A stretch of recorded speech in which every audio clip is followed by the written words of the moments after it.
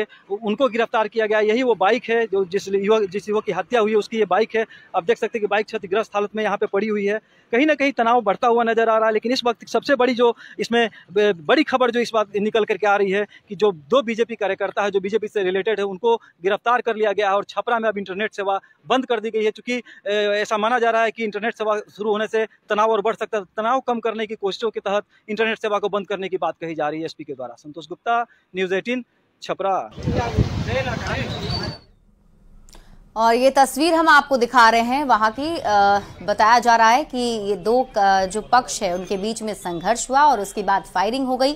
Firing में एक व्यक्ति की मौत हुई है, 2 गंभीर रूप से घायल हैं जिन्हें पटना के पीएमसीएच रेफर किया गया है। फिलहाल वहां पर क्या कुछ स्थिति बनी हुई है, न्यूज़ 18 संवाददाता संतोष गुप्ता बता रहे हैं। छपरा में चुनावी हिंसा के बाद अब स्थिति धीरे धीरे सामान्य होने लगी है। हालांकि एहतियातन यहाँ पे डीएम और एसपी के आदेश से इंटरनेट सेवा को बंद कर दिया गया। यही वो जगह है जहाँ पे थोड़ी देर पहले काफ़ी तनाव का माहौल था और पुलिस पर पत्थरबाजी भी हुई थी। हालांकि अब लोग समझ गए हैं धीरे धीरे।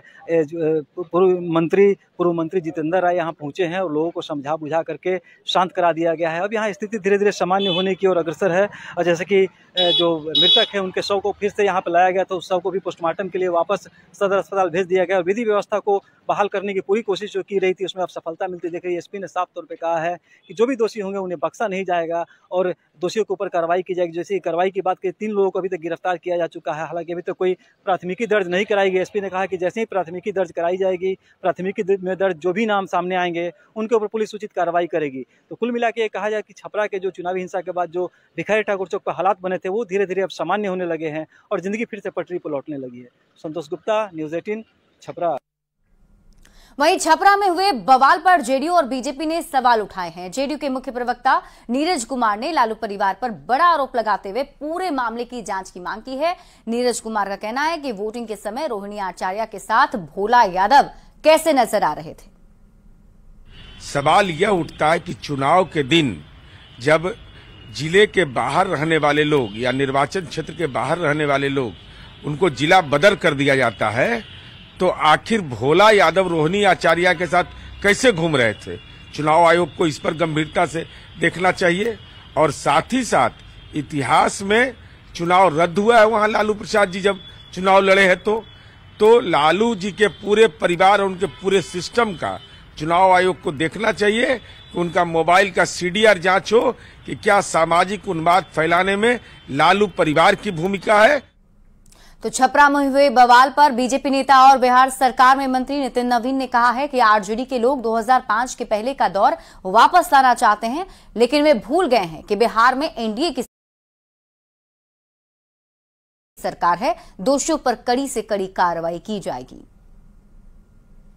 राजद के लोगों को समझना होगा कि पुरानी संस्कृति अब फिर से नहीं लौटने वाली है और ये जो भी आपराधिक तत्व के लोग हैं उनको अंदाजा नहीं है कि ये 2005 के पुरानी वाली सरकार नहीं है कि आप चुनाव में हंगामा करेंगे, आपराधिक घटनाएं करेंगे और आपको छोड़ दिया जाएगा।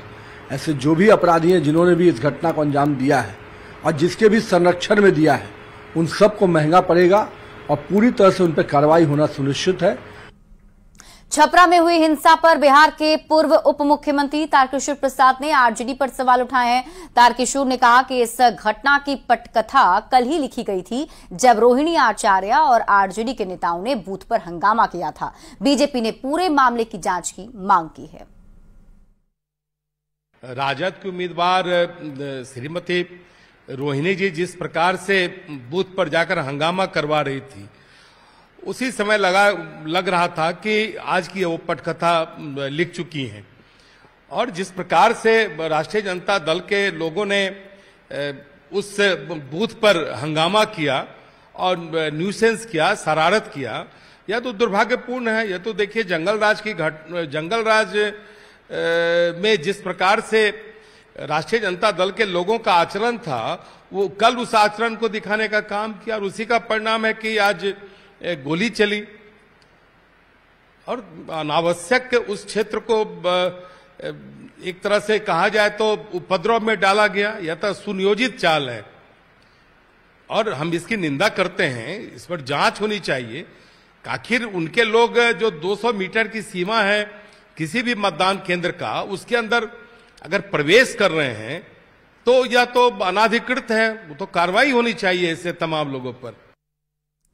वहीं छपरा फायरिंग मामले पर नेता प्रतिपक्ष तेजस्वी यादव ने कहा है कि चुनाव में हिंसा की जगह नहीं होनी चाहिए। देखिए, चुनाव में हिंसा की कोई जगह होनी नहीं चाहिए। प्रशासन के लोगों से हमारी बात भी हुई है, शायद सुनने में आ रहा 2 लोगों की गिरफ्तारी हुई है, 2 लोग फरार हैं और प्रशासन के लोगों ने मुझको आश्वस्त किया है कि शाम तक जो बाकी के 2 लोग हैं उनको भी पकड़ लिया जाएगा।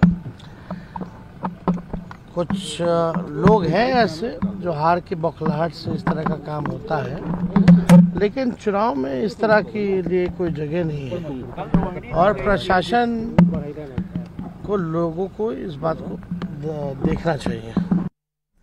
वहीं छपरा में हुए विवाद पर आरजेडी उम्मीदवार रोहिणी आचार्य का कहना है कि उन पर कल जानलेवा हमला किया गया। रोहिणी आचार्य के अनुसार बीजेपी कार्यकर्ताओं ने उनके साथ गाली गलौज भी की थी। एज अ कैंडिडेट हमको अधिकार है, हर एक बूथ पे आप लोग भी सब कोई थे मेरे साथ। वहाँ पे हम बूथ लूटने गए थे देखने के लिए कि कितना पोलिंग हुआ, क्या हुआ। उसमें से एक ये जो भाजपा वाले जो गुंडे हैं वो बैठे हुए थे अंदर में। उनसे पूछे हम कि आप वोट डाल दिए, तो बोला कि हाँ डाल दिए। तो हम फिर अंदर क्या करने, आप बाहर निकलिए। उसी पे ये लोग भद्दी मुझे गालियां दी गई है। उसके बाद से ये लोग पत्थर, बांस और डंडा लेकर के मेरे ऊपर जानलेवा हमला हुआ है और उसके बाद से मेरे कार्यकर्ता को आज सुबह मार दिया गया। आपको भी चोट लगी थी? तो छपरा में हुए बवाल पर अब राजनीति काफी ज्यादा गर्म हो गई है। आरोप प्रत्यारोप का दौर भी शुरू हो चुका है। पर बहुत बड़ी खबर सामने आई है। बीजेपी ने इस पूरी खबर की जांच की है। छपरा में हिंसा पर सियासी उबाल, छपरा हिंसा पर बीजेपी का बहुत बड़ा बयान सामने आया। रोहिणी आचार्य को जिम्मेदार ठहराया गया। ये घटना बेहद शर्मनाक है, एसडी संजय कुमार ने कहा, और पूरी घटना की जांच पड़ताल सघनता से होनी चाहिए। छपरा की घटना बेहद शर्मनाक है, इसकी चर्चा एसडी संजय ने की। प्रेस कॉन्फ्रेंस के दौरान उन्होंने अपनी बातों को रखा है और ये तस्वीरें छपरा हिंसा के दौरान की है और इन तस्वीरों को आप देखकर समझ सकते हैं कि किस प्रकार वहां पर दोनों गुट के कार्यकर्ताओं के बीच में झड़प हुई। और इस पूरे मामले को लेकर क्योंकि रोहिणी आचार्य जो सारण से उम्मीदवार थी वो वहां पर मौजूद थी, उन्हें जिम्मेदार ठहराया जा रहा है।